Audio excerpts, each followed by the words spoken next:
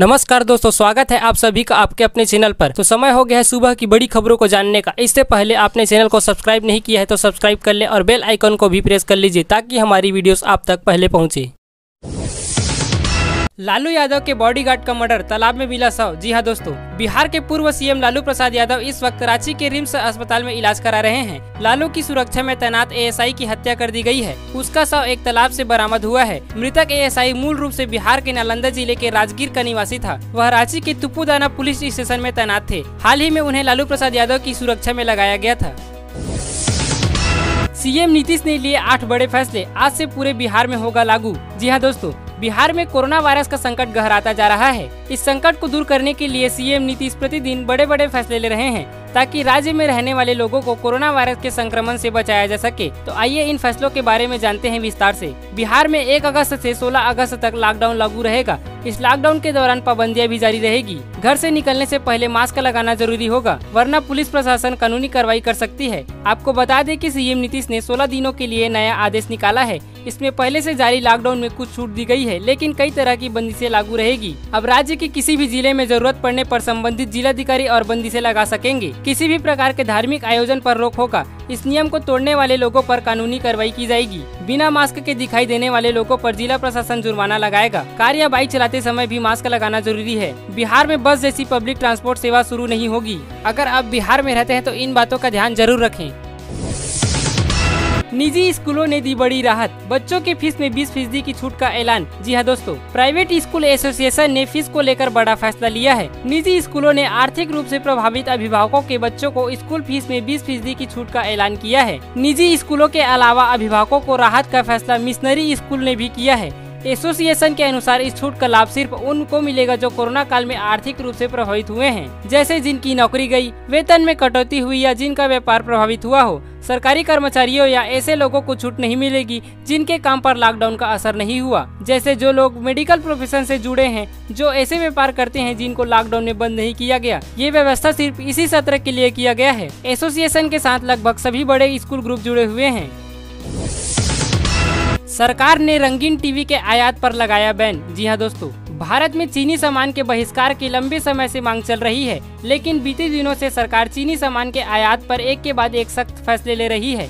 भारत सरकार ने बीते बृहस्पतिवार को रंगीन टेलीविजन के आयात पर प्रतिबंध लगा दिया। सरकार के इस फैसले का एकमात्र उद्देश्य घरेलू विनिर्माण को प्रोत्साहन देना और चीनी जैसे देश में गैर जरूरी सामानों के आयात में कमी लाना है। भारत में रंगीन टीवी का चीन सबसे बड़ा निर्यातक है। उसके बाद Vietnam, Malaysia, Hong Kong, Korea, Indonesia, Thailand और जर्मनी जैसे देश का स्थान है।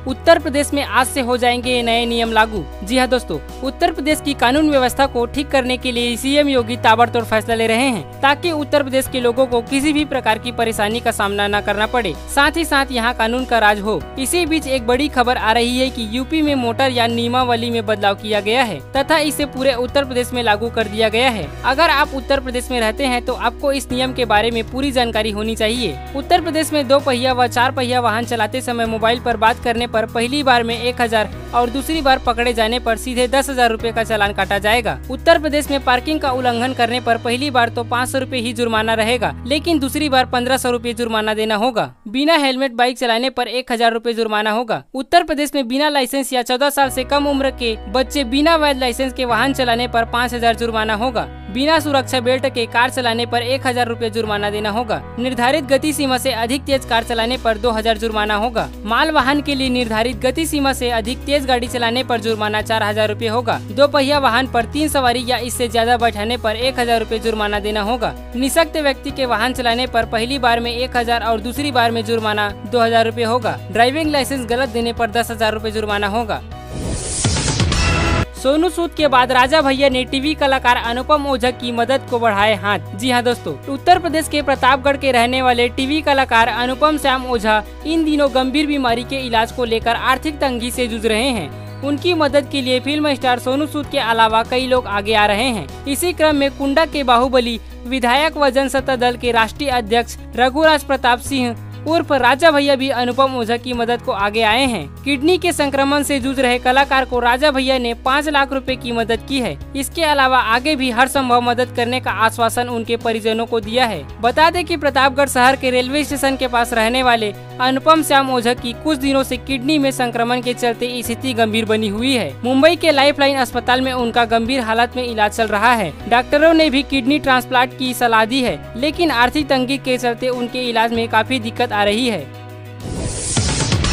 युवक के सीने में धंसी गोली देख पुलिसकर्मी भी रह गए हैरान, दौड़ते हुए पहुंचा था थाने। जी हां दोस्तों, उत्तर प्रदेश के मुजफ्फरनगर जिले में उस वक्त हड़कंप मच गया जब सीने में गोली धंसने के बाद युवक दौड़ते हुए तितावी थाने में पहुंचा। घायल अवस्था में युवक को देखकर पुलिस कर्मियों के होश उड़ गए। पुलिस कर्मियों ने घायल युवक को इलाज के लिए अस्पताल में भर्ती कराया है। फिलहाल युवक का जिला अस्पताल में इलाज चल रहा है। मामला तितावी थाना क्षेत्र के हैदरनगर मार्ग का है। मीडिया को जानकारी देते हुए बताया कि मोनू नाम का युवक शुक्रवार सुबह हैदरनगर मार्ग पर दौड़ लगा रहा था, तभी बाइक सवार युवक ने उसे गोली मार दी। घटना को अंजाम देने के बाद बाइक सवार दोनों युवक फरार हो गए।